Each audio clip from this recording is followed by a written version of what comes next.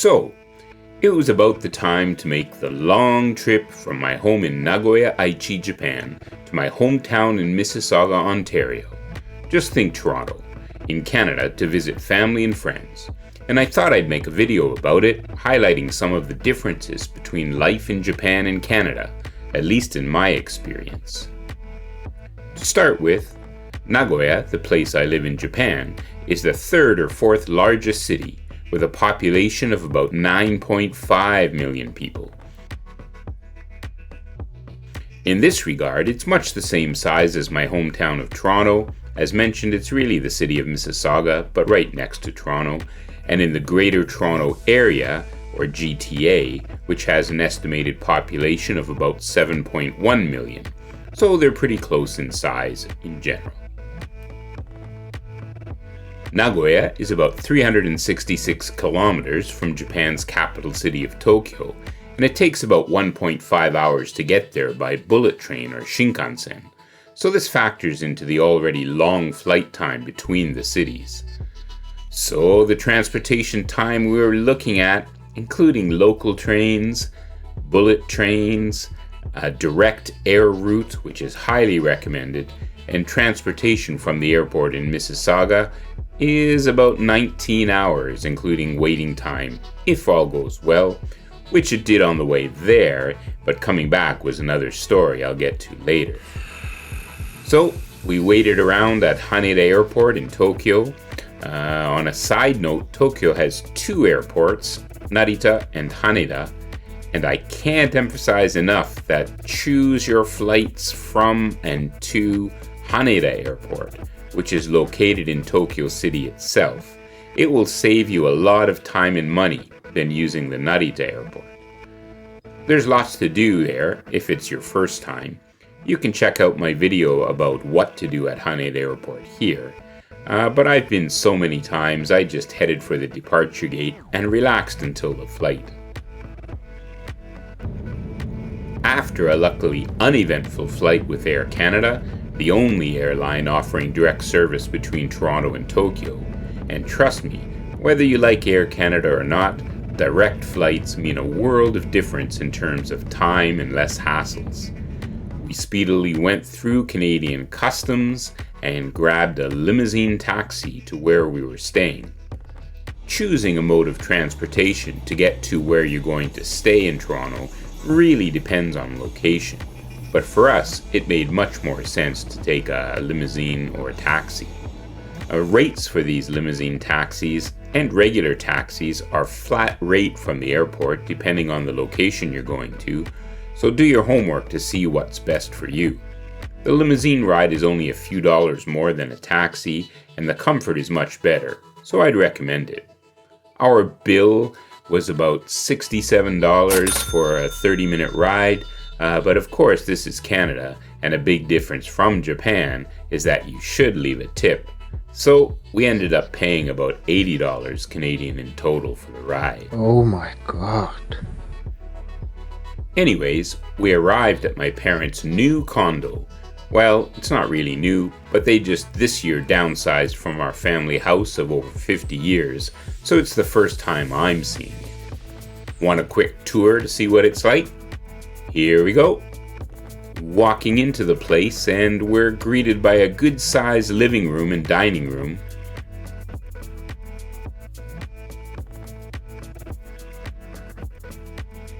Which in Japan would be described as an LD. With the kitchen, which is slightly separated, which makes the area an LDK in Japan, living, dining, kitchen area. Though in my experience, this is quite a bit bigger than the average one in Japan. They've bought a lot of the furniture from the old house, so it makes the atmosphere a bit more homey.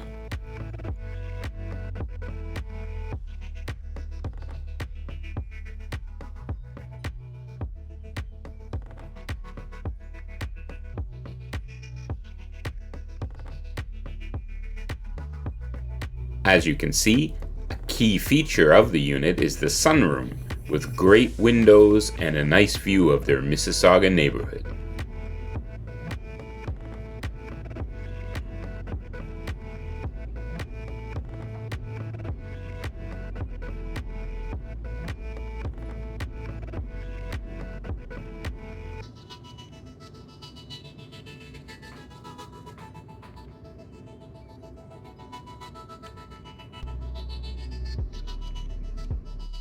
It's got 2 bathrooms with some pretty fancy showers.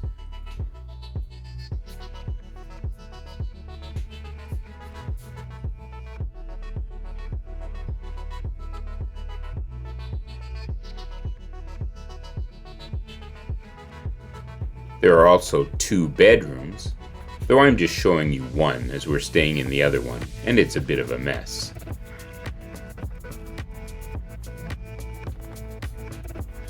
So I guess overall, you could describe this unit as a 2 or 3 LDK in Japan, in Japanese terms, though most 2 LDKs wouldn't come with 2 toilets, and this is probably a bit or a lot larger than you would get in Japan. Certainly it's larger than my 2 LDK apartment in Nagoya. The unit also comes with access to a number of services which are great and totally unexpected. There's access to 2 swimming pools, one indoor and one outdoor, a pool or billiard room, a library, common and party rooms, a small gym, underground parking, and outside gardens and barbecue areas. Sorry, don't have pictures of these. I've never really heard of all these amenities in Japan, so I think this is great. But of course, this all comes with a price. Now, my parents purchased this place, so I'm not going to go into purchase costs between the 2 countries. But for a rental comparison with Japan, the average 2-bedroom apartment in the Toronto area currently goes for about $2,500 to $2,900 Canadian per month. In Nagoya, we pay about $800 Canadian per month. Huge difference. Alright, well, having lived in Japan for a long time, when I return home I'm always looking forward to North American fast food. Sure, Japan is some of the best food in the world, and overall the food quality, healthiness, variety, and cost is in general much better than the West. But, in my opinion, one thing the Japanese don't get right when it comes to food is their versions of Western fast food. If you're curious about this, check out my video about it here, and in the comments below. My personal pet peeve are hamburgers, especially fast food chains. When McDonald's and Burger King are the best a country has to offer, you know there's something wrong. The most famous Japanese chain, Moss Burger, to me is truly terrible when it comes to hamburgers, so I was looking forward to some good old-fashioned traditional hamburgers in Canada. I tried a few, and I wasn't disappointed. In no special order, I tried some of the chains that weren't around before I moved to Japan. Check out Rudy's with their smash burgers. Yum. Five Guys, where double patties are the norm. And Burger's Priest, which is probably my favorite of the bunch. All were incredibly delicious and better than anything I've eaten in Japan, even though I do enjoy a good burger from a small barbecue chain called Midtown Barbecue in Nagoya, which has a few branches around Japan. Their fries are excellent. Well, back to the burgers. Now, while the burgers were all delicious, there is one thing that kind of sucks about eating out in Canada. The cost. Just look at the bills for some of these lunches. Here's the one for Rudy's. 3 burgers, 1 fries, 1 can of pop. Over $50 Canadian. And the prices are much the same for the other burger joints I mentioned. The main culprit? Tax and tip. The tax in Japan is a bit lower, and there is no tipping. What's happened to Canada and the West in general? When I left, tips were not expected at fast food joints and coffee shops where the staff were basically just taking and cooking your orders. They don't even deliver the food to your table, and they want a tip? The tip option automatically comes up if you pay by credit card, with no option for 0% these days. You need to go through another couple of steps to opt out of paying a tip. Absolutely crazy. Now, we didn't only eat burgers. We tried a Mexican joint and had a couple of burritos and one taco. $40 Canadian. One night I tried the famous Mandarin all-you-can-eat Chinese buffet. Take a look at this spread.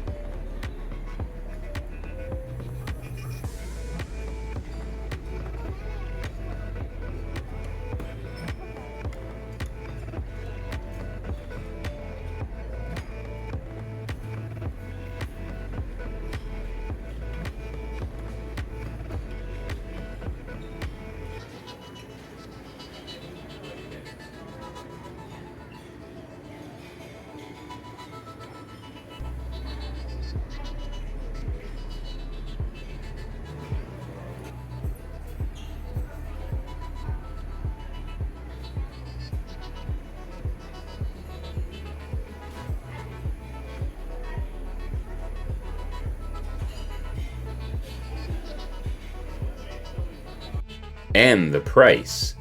3 people for $136, not including tip. We also went to a famous Canadian rotisserie chicken chain, Swiss Chalet.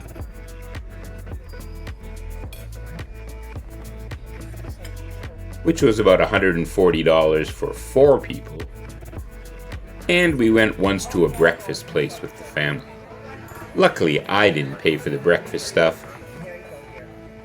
All the food was pretty good, and a welcome change from food in Japan, but I couldn't eat like this every day. I have no idea how much weight I probably gained during the trip.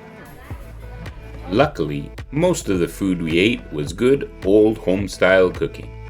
Here's a few pics of some dishes my mum whipped up.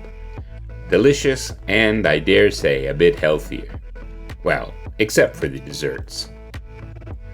It's hard to really compare accurately the difference in food prices between Japan and Canada, as we're not eating exactly the same thing, but maybe this will make a bit more sense. Let's check out the prices for a Big Mac combo or set in Toronto versus Nagoya.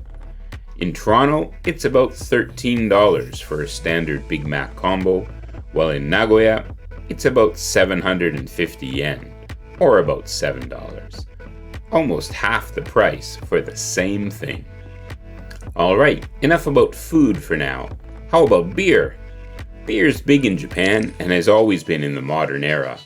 The market there is dominated by 4 big breweries: Asahi, Kirin, Sapporo, and Suntory. Beer is probably even bigger in Canada, with its market led by 2 big breweries, Molson and Labatt's. But I got tired of regular beer a long time ago and prefer more local craft brews. The craft brewery market in Japan is tiny, with most consumers going with the big 4 on a hot summer day. Whenever I'm in Canada, I like to try out some local beers. Here are a couple of interesting ones I found at the local supermarket. What do you think? The packaging is certainly cool. And the IPAs were very good as well. The prices are about the same in Japan and Canada for beer, though probably a bit lower in Japan. They also have some interesting can designs in Japan. If you're interested, check out a couple of my older videos about them in the comments below. Now, since I only visit Canada once every few years and usually have time constraints, I haven't seen a lot of my relatives that don't live in the GTA for some time. So this time, I decided to change that and took a trip up north to my father's hometown, Beaver Lake, just outside of Sudbury, Ontario. It was a good chance to see that side of my family, who pretty much all live up there, and hopefully see a bit of Canadian wildlife as well. My wife was very interested in possibly seeing a moose, which I've done in the past a few times, though I tried to dampen her expectations. I have no idea how things would go this time. If you go to the countryside in Japan, you can sometimes come across animals like monkeys, foxes, bears, and even wild boar.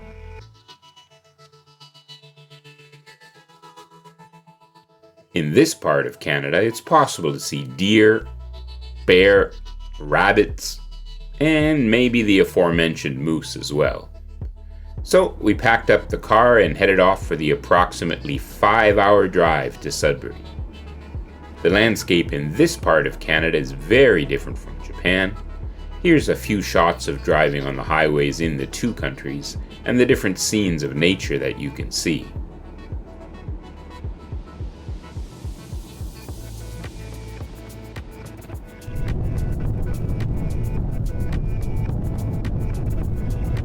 On a side note, highways for the most part in Canada are free to use, which is not the case in Japan, and driving there can be expensive with tolls on pretty much all highways.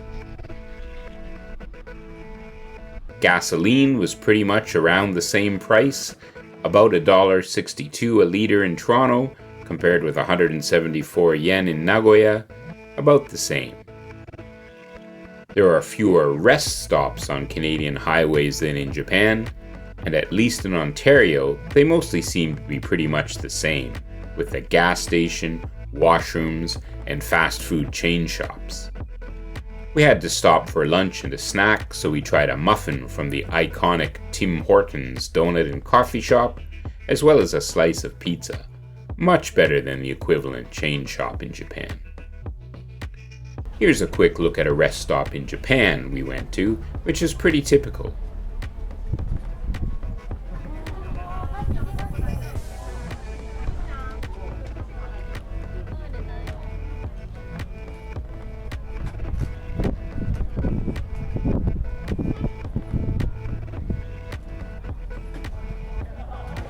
With a large shop for local souvenirs, as well as a gas station, washrooms, and some food options.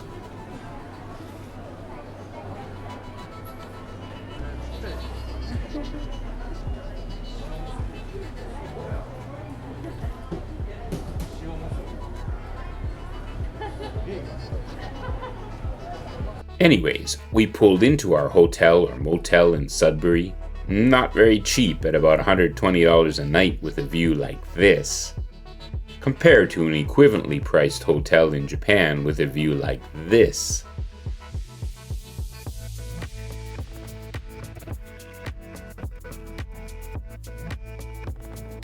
After a quick rest, we're off to meet some of my cousins for dinner in town.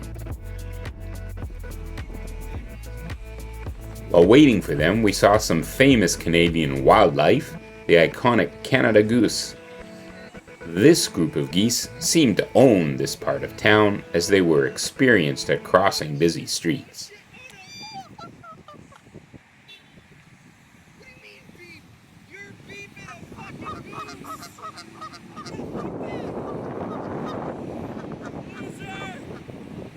We ate at a local pub. Of course, I ordered a hamburger and shared some Canadian-style appetizers like mushroom caps and some tater tots. Luckily, we were treated to dinner again because food prices compared to Japan are crazy everywhere.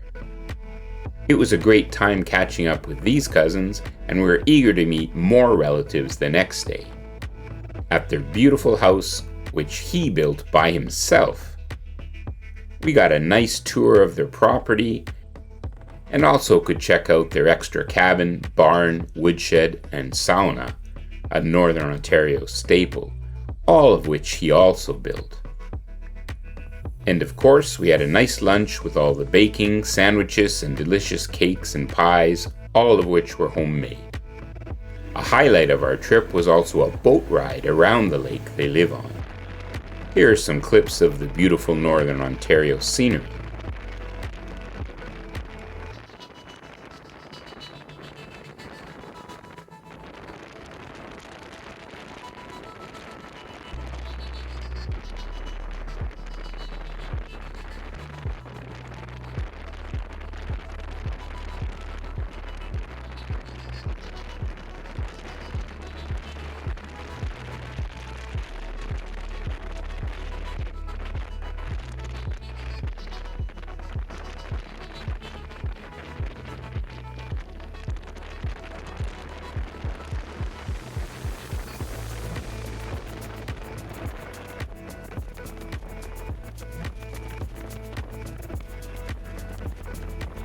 The extended family owns a few cottages on the lake, so we stopped to check them out as well.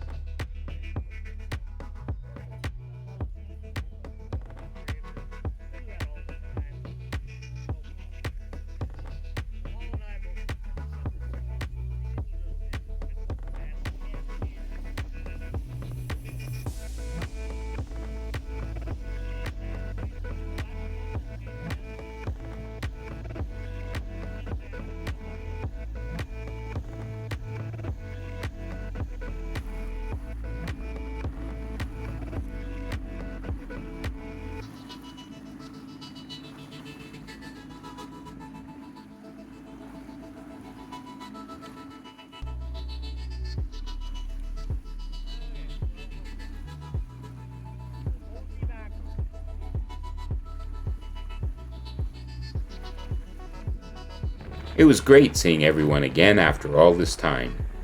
Hopefully someone will make it to Japan one day and we can return the favor.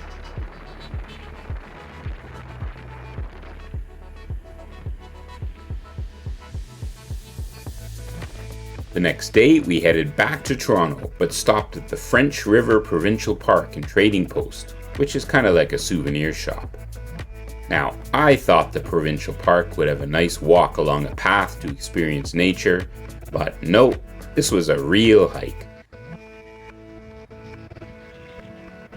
At the end of the hike, we could see the beautiful French River itself.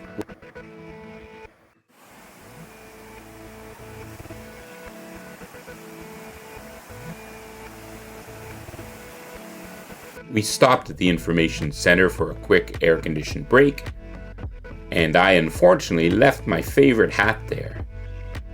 Oh well, back to Toronto. Now in Toronto, I also had a chance to visit and catch up with some of my good friends in Canada, so one day I went to downtown Toronto to meet them. Here we have the GO train, which connects many parts of the GTA to the city of Toronto. The approximately 30-minute ride into town costs about $9. That's crazy. Here's my local Aonami train line in Japan that connects where we live to downtown Nagoya. It takes about 20 minutes and costs only 270 yen, or about a quarter of the cost of the train in Canada. Downtown Toronto has changed a lot since I was younger. Here's some shots of the main hub of Yonge Dundas Square,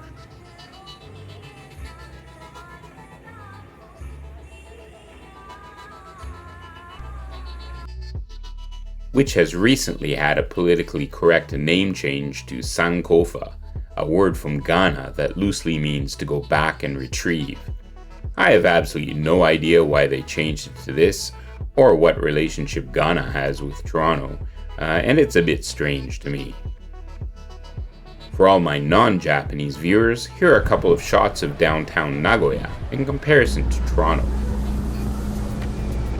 So I met my good longtime friends.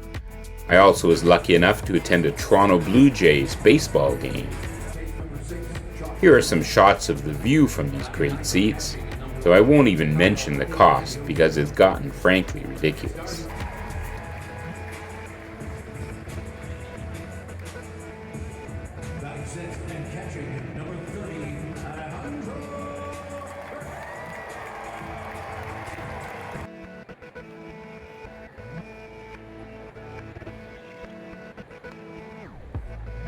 It's many, many more times as expensive to watch a game in Toronto than to watch the Nagoya Chunichi Dragons baseball team in Japan. Just check out the beer and drink prices. Well, it was a great game and the fans had a lot of fun.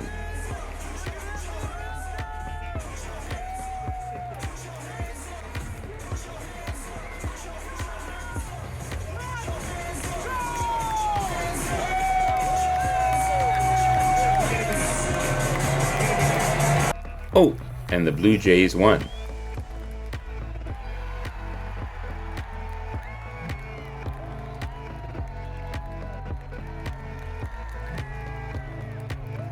It's too bad the Chunichi Dragons suck this year and pretty much have done so in recent memory.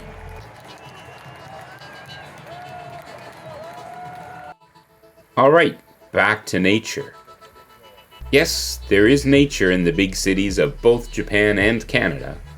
Very close to my parents' place are many city-run parks where you can go and take walks, hikes, have picnics and barbecues, etc. Here's one we went to, along with another along the shores of Lake Ontario.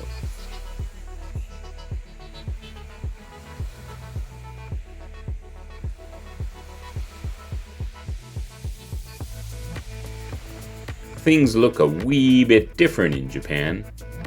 I live in a primarily industrial area, but we've got a nice walkway along a canal or river. That is particularly nice during cherry blossom season in the spring. Likewise, here's a bit of nature at a camping ground I went to.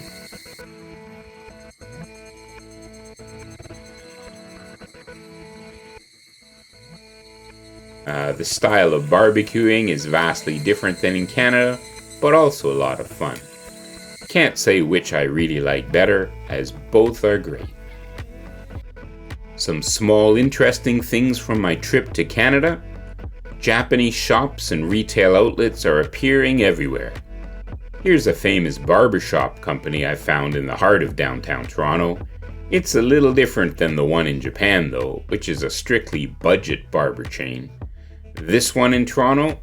Yikes. Likewise, over the last 10 years or so, it seems the Japanese clothes giant Uniqlo has been expanding throughout the world. Great stuff if you're into it, but again, the prices in Toronto?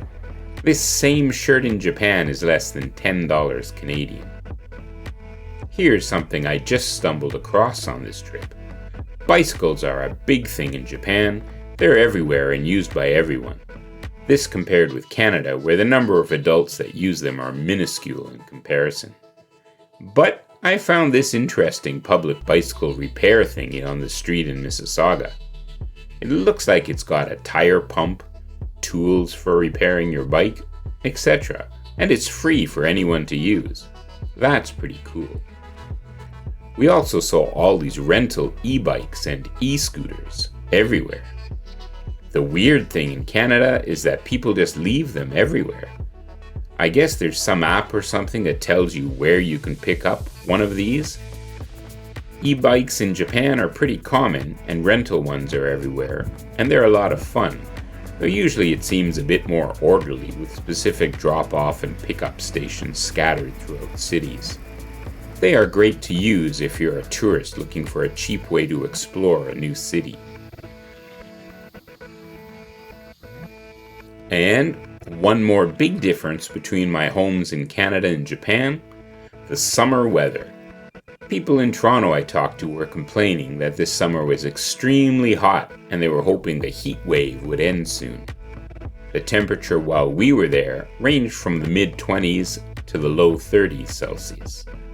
Absolutely pleasant weather compared to the high 30s, 36, 37, 38, and even 39 degrees Celsius that we've had for most of the summer in Nagoya. Much as I like summer, I don't recommend it as the season of choice to visit Japan, especially if you're from Canada. So, we had a great time visiting friends and family and seeing the sights of Ontario, Canada while we were there. Finally, it was time to go home, but there was one more unexpected surprise waiting for us. As soon as we arrived in Canada, we were made aware that the flight attendants of Air Canada, the airline we were using, were in contract negotiations, and they might resort to a strike if they didn't get what they wanted. We watched daily as the drama unfolded, hoping that it wouldn't affect our return flight home. But to no avail. They did go on strike and our flight was cancelled the night before we were supposed to leave at 11 p.m. It took a bit of tense and stressful browsing, but we were finally able to rebook with other airlines, though no longer with a direct flight to Tokyo. We had to take a budget Air Canada flight, they weren't on strike, to Detroit, and then a Delta flight back to Japan 4 days later. The extra 4 days weren't bad and were pretty enjoyable, but the uncertainty of knowing details was not good at all. Eventually we did get on our flights, though our luggage somehow ended up in Los Angeles. I have no idea how that happened, and we didn't get it for a few days, but it was good to be back in Tokyo. But we still needed to get back to Nagoya, so at least on the Shinkansen I could see Mount Fuji at dusk, which was something new for me. Overall, we had a great trip and thanks to everyone that made it possible. Both countries are great and unique, and I highly recommend visiting both to anyone that hasn't. The main takeaway from the trip, though, is that Canada, especially the Toronto area, is crazily expensive these days. I'm happy paying the much, much cheaper prices for things in Japan. Well, except for the hamburgers. I'd pay more for those if I could get them. Let me know in the comments below what you think. I hope you liked this video, and if you did, please don't forget to like, subscribe, and share it with others that might be interested for more tidbits from Japan.